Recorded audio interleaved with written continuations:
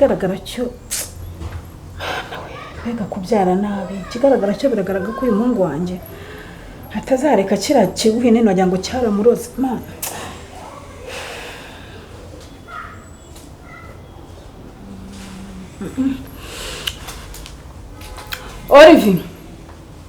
Olivier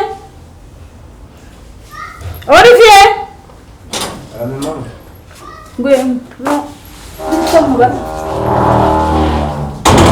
wari ukiri mu nzu wari ugihari umeze ute? Umeze neza? ndashima Imana. Ni byiza rwose mwana wanjye, burarega ndagukunda nuko nyine wenda nk'ababyeyi ntabwo twabura igishyika ku bana bacu cyangwa se ngo mbe nagumba n'icyo kugutekerereza kandi ni byiza ntabwo ari ibibi. Ndagukunda pe. Ego mama nyine njye nanibazaga nyine meze bite gukomeroka nyine igitekerezo ngo haye ucyumva ukanshyigikira muri byose. Ura munsi nyine warambabaje pe. Oya ese kuri umwana wanjye nabura kubyumva, ntabwo nabura kubyumva. Buriya nyine kaba katambutseho nanjye nkihagararaho nk'umubyeyi, ntabwo byabura. Ariko se urumva koko njye nishimira ikintu cyaba kigushimishije kandi kubona yuko uriya mukobwa rwose aragushimishije. Rero ndumva ibyabaye byose twabirenga. Niyemeje kugushyigikira. Nibyo mama? Niyemeje kugushyigikira ugatera intambwe nawe rwose ukanyereka umukazana n'uriya pe. Ngakomeza nkakwereka Janvier. N'uwo rwose hagera Janvier. Mama nukuri mva nakora buri kintu cyose gishoboka. Nibyo pe. Niyo mpamvu rero nabitekerejeho ndavuga ngo ndaza kukubwira. Nta mpamvu yo gukomeza kuguca intege, nta mpamvu yo gukomeza kumva yuko ngoma gukomeza gutera umwana wanjye agahinda, sibyo? Rero ndabishyigikiye ahubwo ngo yararwaye. Nyine mama ndumva bindenze nyine. Oya pe nibyo. Se ni wowe ndimo ndarota. Oya ni njyewe mwana ndagukunda rero. Njyewe na Janvier. Ndabishyigikiye rwose. Mama nyine nuko nahise mbikubwira. Muri no minsi ntabwo ameze neza. Ntabwo ameze neza ariko naza kumva ino nkuru araza kwishima. Ararwaye? Ararwaye. Bamugejeje kwa muganga se babashije kumugeza kwa muganga? Umva ni ibintu birebire. Ngera ndi ku kazi nyine numva amakuru yuko atameze neza ari kwa muganga ndetse bimeze nabi cyane. Baje rero kuba bamwerekeza ku bitaro bikuru. Ari kubihe bitaro? Ibi bitaro bikuru byacu n'ubundi abarwayi babohereza babaha transfer. Ubwo rero bino bya Nyarugenge bikuru. Yego ni kwari. Yego. Ariko araza kwishima ndabizi naza niyumva inonoro. Ari ku bitaro bikuru ndetse turimo turakora ibishoboka byose. Imana imfashe n'ukuri aze koroherwa. Nibyo pe. Niyo mpamvu nanjye nari mbikubajije ndagira ngo mugereho ndebe ko namureba nkareba ukuntu ameze. Nanjye rwose ndi muri gahunda ndashaka uburyo nza kumusura, musure mushira akaji, mushyira akantu ubundi ni wowe niwe muntu wakirikiraga mu bintu byose. Ariko ura munsi mukwereka unabona witwaye. Oya sinkubwiye ko ndi bujya no kumusura. Ubu rwose ndi gupanga ndi gutegura kuva amenya ahantu arwariye ndaje mugereho. Ndamugeraho rwose ntugire ikibazo. Komeza uturimo wari urimo. Nicyo ngicyo nakubwiraga kugira ngo twishime. Uranshimishije ahubwo reka mbe ndangiza raporo kuri machine. Oya ndi mumugereho ndamusura. Ntabwo nayirarana n'ukuri. Oya nta kibazo rwose mwana wanjye.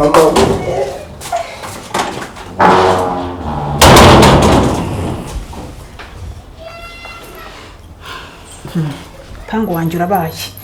Hari ndahamenye, aharwariye ndahamenye, ubundi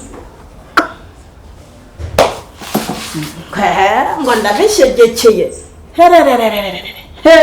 Warasaze. Nabamushigikeye se n'abakobwa bazima bahari bafite amaguru bafite amaboko. Uratsense ndakwereka.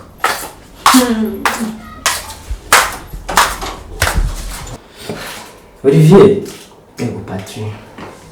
Ejo bundi nasanze office irangaye. Documents zitereye hejuru. ibintu byose nta kintu na kimwe n'iki na kimwe kiri ku murongo. Imfunguzo ziri muri inyuma ku buryo buri muntu wese yari kuza akinjira muri ofisi yawe. Yakugendekeye bite ko nsigaye mbona nyine like ufite disturbances nyinshi mu mutwe wawe n'ukuri byakugendekeye. Please no ntugenda nta n'umuntu ndamenyeshe wenda cyangwa ngo nanjye unambwire rero ko naza kugusoma. Ati we urabizi nta kintu njya nguhisha, ikimbayeho cyose kidasanzwe ndakikubwira. Kuriya munsi byari ibintu bikomeye. Sheri wanjye bari bamujyanye kwa muganga, mbega nta kindi kintu natekerezaga usibye we. Urabizi ko nubwo umuntu aba ari muri kano kazi nubaha sheri wanjye ku rwego rukomeye cyane. Mu kugerayo nasanze amafaranga ari menshi, mbona nyine kuyakavaringa nkayishyura, ahubwo navuga yuko ukoze kuba waza byibuze ushobora kuba wanguriza nkareba ko ibyo kwa muganga nabikemura. Urabizi tuba turi kumwe kandi nabikurikirana unziho nyangamugayo. Uramunsi yo kuba ofisi narasize kuri urumva nanjye ntabwo nari meze neza, kandi ndagushimira ko wahageze ukagira bimwe witaho kandi nsanze byaragenze neza. Njyewe ntaragezanga ofisi birarangaye. Nirikiri wanyu mama wawe ati ntiwageze mu rugo. So nta kindi nakoze nahise nza muri ofisi yawe nyine nkavaringa nyine ibyo wari wasize nyine byagiye. Nkuko nabikubwiye rero tutari twaza, sibyo? Tuje twabyujuje, twabipanze, sibyo? Noneho mbere yuko twinjira tujye kugenda twinjire. Nitumara kwinjira yego ubishyira mu matwi umbabarire. Urabizi ko gahunda urabizi ko gushaka. Ariko teguye bura ko bikore gute? Ngaho nyumva utangiye gusubiza ibintu inyuma. Ngiye kuntu nakubwiye kuntu ibintu bipanze, sibyo? Nakubwiye ibyo muhungu wanjye byose urabizi. Situganira? Ndabizi. Kugira na kira kiri marima kiwe. Yego. Hari kiri marima ari kuzana singishaka ntikigira amaboko ntikigira amaguru. Ubu nyine ubwenge ntabwo. N'ubwenge ntabwo afite. Nta kiburi bumukore wenda. Narabikubwiye kira kigomba gupfa. Ubundi sura n'umuntu. Ubundi ndayamubyaye. Inda yabyaye kira kintu. Yewe mana we. Uriya mubyeyi kuki atahise yica kira kinyagwa kitarazamuka. Oya ikibi dukora wenda kumwica ntubikore. Ngaho nyumvi. Twaje tuvuze ngo iki? Ntabiziga ngaho noneho bireke byihorere noneho ndebe gahunda gahunda ntuyizi. Numva ko twagira nabi ko kumwica bita. Ngaho byihorere rero. Hanyuma se ikindi wakora utamwishe ni igiki? Kubona uriya muhungu wanjye yasise yanze kumuvaho, urumva ikindi kintu wakora ni iki? Ubundi se amariye iki gihugu amariye icy'abantu hariya? Nta kaguru nta kaboko nta bwenge nta. Uburiye umuntu udafite amaboko afite ubwenge. Wowe nkorera icyo nitugera kwa muganga tumaze kwinjira umfashe usohokane n'umurwazi umurwajije, sibyo? Ngiye mfite kuntu ndakora target nyine nkabishyiramo, noneho wowe uhite witangurana ujye imbere umusohokane muhite mugenda. Ngiye muragaruka mbirangije duhita dufata moto duhita tugenda. Icyo ngicyo rwose ntugisubize inyuma. Ntubizi umugambi wawe ushuje neza byarangira ariko nawe ndi kugukorera neza. Wowe ntugiye kukumera neza, si wowe nshaka. Ni wowe nshaka, dore rego ni wowe babarire umbabarire ibintu tugiye tubivuganye. Uhita usohokana uriya mukobwa umurwaje, hanyuma ibindi ndabyikorera. Okay, nta kundi byagenda nyine. Amaraso ye ntago ari wowe azabazwa, amaraso ye ningezwa nzayabazwa, ariko ndi kurwana ishyaka ry'umuhungu wanjye. Ibintu biragoye ariko ndumva nta kundi. Oya kira kintu sinakishyira mu muryango. Wabonye kuntu buretse ndaje urakibona urareba uko kimeze. Tugende. Ntago byoroshye ariko ngaho tugende rero ubishyire mu bikorwa byo nkubwiye. Patri umuntu mwiza cyane. Nibazaga n'uburyo za transfer zagombaga kugera kuri final destination, ariko kuba warahabaye byanyeretse yuko niyo naba ntahari ibintu byakurikizwa kandi bigakorwa neza. Ahubwo don't make repetitions ngo bizahoreho ku munsi nzabona hari senari bizaba ikibazo. Nanjye ndabizi ko umuntu aba agomba kwita ku bintu, ariko iyo bigeze kuri janvier kushira wanjye mba crazy sinzi. I don't know why you crazy. Ubizi ko nta kintu njya guhisha. bwa mbere mbona Janvier umutima wanjye numvise ntazi ukuntu umeze. Uribyuka naraje ndakubwira ni I met a girl. Yeah, remember. Niwe muntu nifuza ku buzima bwanjye abujyamo akabuyobora. Iyo turi kumwe akazi ndagakora neza iyo nzi ko ari amahoro. Ariko kumva ikintu kibabaje cyamubayeho nka kiriya nanjye ubwanjye nahise numva nameze neza. Gusa sinzi wenda uburyo uzabyitwaramo, ariko hagati ya mama wawe n'umukobwa ikintu kigoye. It's no easy. Twarabiganiriye. Mama ni umubyeyi unkunda, ariko nawe agira amarangamutima rimwe na rimwe muyobora ahantu hatari. Kuba ngewe Janvier namufata nk'umukunzi wanjye, niyumvisha ko nta n'ikintu byagakwiye kuba bimubangamiyeho, kuko amahitamo yanjye nimba nkunda nk'umubyeyi agomba gukora buri kimwe gishobora kunezeza nk'umuhungu we. Uko niko biri, kandi numva ko nicyo bitwaye.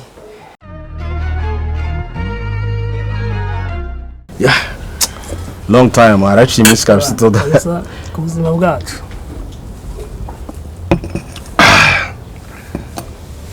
Amakuru y'iminsi se Papa Olivier. Ndaho bisanzwe.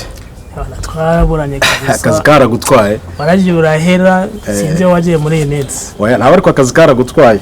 Ariko mba ndi hariya ku kazi n'ubundi niho mba nisiresimba niho mba mpigira mu buzima busanzwe. Ntabwo heruka kujya muri za mission zawe. Heruka umeze nk'abirashize. Urumva nari mari muri iyi minsi nari mari kabisa. Bahora ni iki sungu mpamvu rega buriya suko wenda mba nananiwe no kuguhamagara mbanzi ko mfite umusore wanjye mukorana sana rwose namubaza amakuru yawe, ariko muri no minsi ameze nk'umuntu udashaka kunyikoza, ameze nk'umuntu udashaka kumvugisha, arimo aradukorera ibintu bitari umusore se aba afite ituntu twice wenda buri harimo n'akazi aba yiruka mu tuntu twice buri. Oya ntabwo nakubeshye uri umukoresha we, ariko muri no minsi arimo aramvuna ku rwego rwo hejuru. Gute se kandi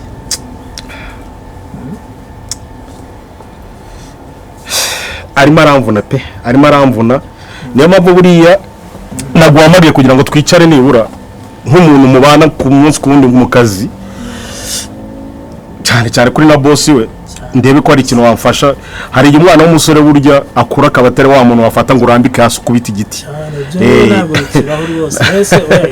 mu mitsi yakugarika wasanga ndabyivu. Ndavuga rero ko nzagushake twicarane nibura nkugezeho gahunda y'inama mfashe kureba ko wamuganiriza turi ku mwana yagira gute yajya mu murongo muzima. Erega buriya nubwo ubona asoretse afite n'uburyo akoramo akazi, sinzi niba ari udufaranga mu muhemba yikanze muri no minsi. Ikibazo ni ikiyese kugeza ubu ntabwo ikibazo ndacyumva ikibazo gihari. Wa mugabo wese urabona uriya muhungu wanjye Olivier nibyo koko amaze gukura ku rwego kushaho kugira gutya akagira ibyiyumviro byo kuba yashaka umuntu akunda. Nk'umuntu w'umusore hari igihe rwose kandi ku myaka afite irabimwemerera amaze no gukura ku buryo dushobora no kumufasha akagira gute kaba yashinga uwo muryango. Dore ikibazo mfitanye nawe gikomeye n'iki ngiki, yifate agira atya atubwira ngo afite umukobwa bakundana. Ibyo ni byiza, ndumva ari byiza, ntese si byiza ko yagira umukobwa bakundana, simbirwanya n'icyo nateruye nkubwira. Ariko dore ikibazo gihari n'iki ngiki, wa mugabo ubonye uwo mukobwa nta kantu k'agakobwa kari aho ngaho gafite ubumuga bw'ingingo, akaguru n'akaboko, urumva uwo mukobwa ntamwemera mu muryango koko.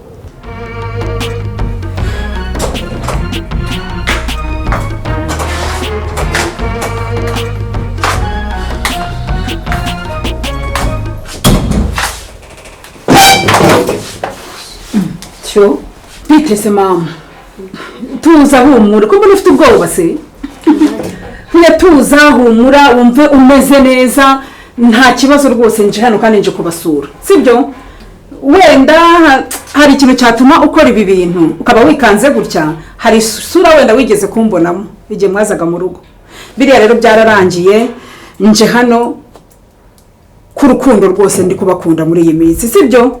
kandi narabimenye umuhungu wanjye yarambwiye ko yarwaye nyamavu nje kumureba Janvier nta kibazo tugifitanye sibyo nawe rero tuza kandi umbabarire ngusabye imbabazi sibyo ngo byagenze guteze nuko byagenze twari turi muri salo barampamagara mu cyumba ngenda ngiye kwitaba igihe ngarutse muri salo nsanga araryamye yarambwiye umuhungu wanjye yarambwiye ariko ntacyo ubu se afite akaji mwamuhaye akaji ashobora kunywa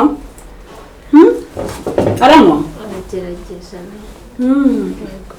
aranywa noneho ushaka akaji sura gafite cyangwa kugurira hari ukuntu wajya gusimbuka akamuzanira oya nayo dufite nta ji dufite Okay, nabafasha nka cyano hafi hari boutique ihari. Ahubwo twajya kuyizana nta kibazo. Ufite amafaranga? Yego turayafite. Ngaho ni mugende. Mujyane noneho wowe umuzanira akaji mujyane ndaba muri ho ndamusigara. Sinkubwiye ko nta kibazo. Nta kibazo rwose ndaba muri musimbuke mugende n'ubutaha zajya njyana ni wingira ikibazo sinagusabye imbabazi wingira ikibazo. Reka musigare ngaho ni mugende. Nagiye. Mugende rwose mugire. Uretse gato mbabara banzu nyumvi. Ntabwo ari umukobwa ushobora kuza ngo mugeze ku iterambere runaka. Nta muntu azaza kwicaza mu rugo akajya iryo yicaye gusa nta kintu cyabashe gukora. Urumva ikindi ndakurahiye pe. Byaba ari igisebe ku muryango wanjye. Icyo kintu sinakiyemera. Nese papa Rivereka nkubaze. Ntuteze yombi. Kw'ibyo bintu byari kusomye no kugatsama. Karo kantu kuruka gakaze ushaka ukanywa nawe kakagwita. Usanga karanyisha ya masaha y'umuntu w'umugabo. Ngo rero ibyo ngibyo uri kuvuga ngo uwo mukobwa ndumva ibyo ngibyo ari uburenganzira bwa Olivier cyane rwose. Ugize ngo uburenganzira bwa Olivier cyane wese si uburenganzira bwo gukunda umuntu ashaka. Hari agahato kaba mu rukundo. Wa mugabo we kuzi ubuzima bw'iki gihe urabona nituza kuri ka Olivier akabana na kira kimuga biribuze kugenda gute. Reka ibyo bintu byari ibya kera ibyo byararangiye. Ubu turi muri viziyo. Umuntu ahitamo umuntu ashaka ko bazabana nta rindi runtu agendeyeho iki n'iki reka ibyo ntabwo bikigezweho rwose. Naho mbere ugiye kumbera rubanda niko ko ari umugabo nizera none se ku buryo twebwe tutafasha umwana wacu guhitamo amahitamo mazima. None se reka nkubaze papa Olivier namugeza mu rugo ubundi uzamumutungira nyine nibyo mubwira ko bizaba gushaka kubonka mu happy. Ibyo ngibyo buriya ni umuntu mukuru Olivier yarabitekereje n'umutima we wamwerekeje. Ndumva wamureka oya n'umuntu narenze kugiye kungira inama ya kigabo rwose ndumva nawe ntago urimo kunyubaka. Nese uragira ngo ushyikire mu mafuti koko ibyo bintu urumva ari amafuti koko urumva umuntu n'umugabo ibintu nibyo ku bakoroni twarabirenze ibyo ngibyo nawe urabizi. Uramutse ufite umukobwa cyangwa se umusore nka wanjye nka Olivier ishyire mu mwanya wanjye cyane reka ndimo kukumva nawe rega ndi kukumva nawe ariko ibyo ngibyo ntago bikigezweho. Wese wabikora cyane rwose nabishyigikira kabisa. Cyabanza mba mu isi namwe mutabamo ngira ngo oya ahubwo ni mu myumvire niho utari kubyumva neza ariko ibyo bintu byararangiye. Ibyo ni ibya kera. oya uramonda sinoga bitekerezo rwose gerageza wumva umwana ahubwo umushyigikire. Yego umuntu ufite ubumuga nawe ni umuntu nk'abandi. None se si ikiremwa cy'Imana. Reka twimere gata ibyo bintu ntabwo nzongera kubikubaza ahubwo ngubwo nufite icyerekezo cyawe.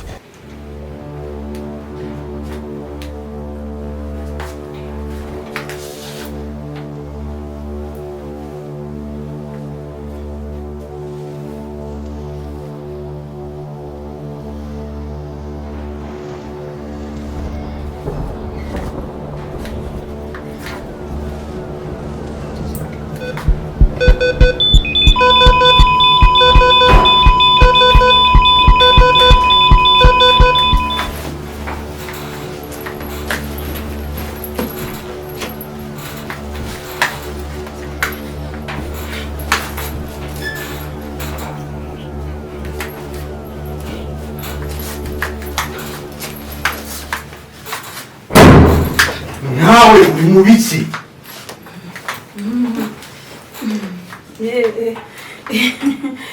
uyu mubaye